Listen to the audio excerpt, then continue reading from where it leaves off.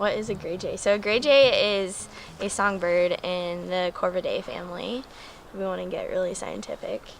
And so they are a songbird, but I think, a lot of people, when they think of a songbird, they think of this like sweet, tiny little thing that has this melodious song, and gray jays don't really fit that bill.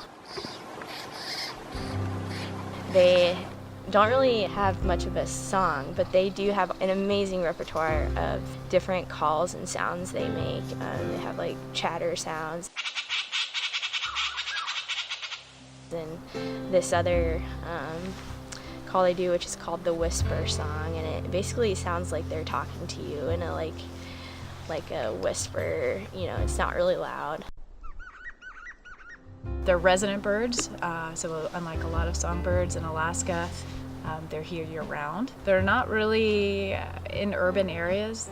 They really rely on intact wilderness, boreal forest. They're kind of opportunistic. They kind of eat whatever they can find.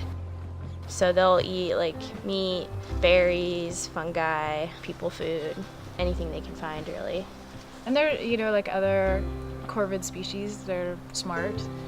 We found that they learn quickly. I am sure that they recognize us since we're out on their territories pretty frequently. How I've been thinking of gray jays, not necessarily as their role as part of the ecosystem, but more so that they can kind of be thought of as indicators of boreal forest health. Because as Laura was saying, you don't find them in suburban or urban areas. And a lot of these other species that you would find in boreal forests, you can also find in suburban areas, like ravens, chickadees, red poles. But with gray jays, it's like once things start getting developed, they disappear. If the habitat degrades, they're gonna go away.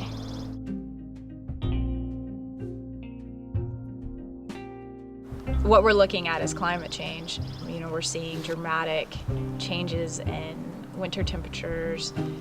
Because gray jays rely on perishable food items that they cache in the fall throughout the winter, if those food items spoil because we get these warming events in the winter, it's really likely that they're not going to be able to raise young in the spring. So right now, there's not really a lot of food available. The snow's just beginning to melt. There's probably some frozen berries, and there's a few insects that are starting to hatch. But the nestlings in the nests here are 11 days old, and they've likely been feeding them food that they cached last fall.